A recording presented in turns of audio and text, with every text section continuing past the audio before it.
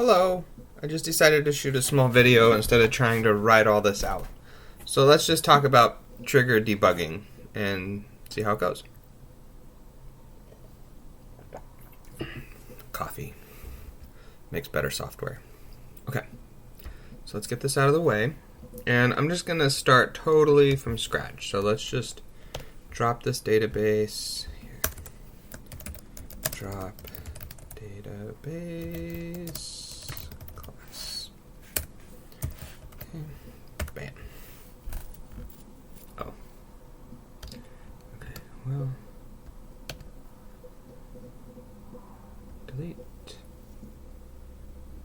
Close existing. Let's save off all of my notes first, in case that window closes.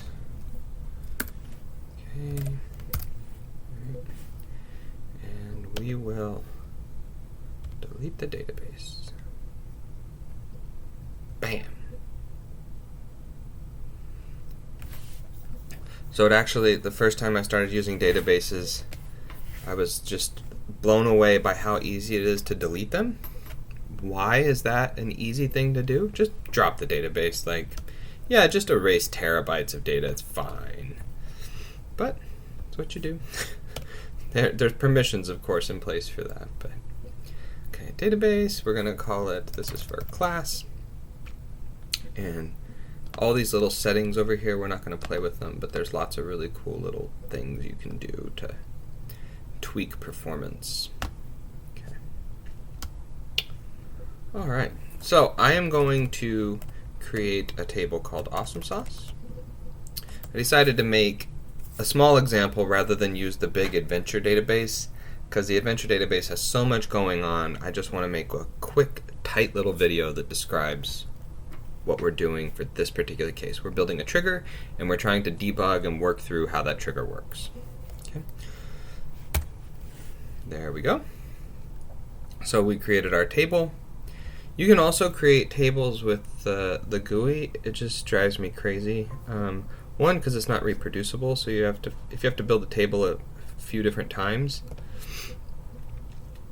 this thing, right? Like, and then you like do whatever, and you like add your columns, and you click around, but it's just really tedious. So I like being able to. Don't answer that right now. I like to be able to do things over and over, and then I can drop the table, F5, and then I can go add something else, like something else. And let's make it another string. Why not? And then there's also the replace statements. You can replace things if you want, but okay. So let's take a look at this print example. Let's add this trigger to the database. Oops, F5. Okay, so now if we navigate to here and here, we see our little trigger. So it's kind of cool. And we are triggering on the update, so we need to be able to actually have some data in there, right? So there's no data there. If we ran the update now, nothing would happen. Okay, but there's our little print message right there. F5. Okay, now we have some data.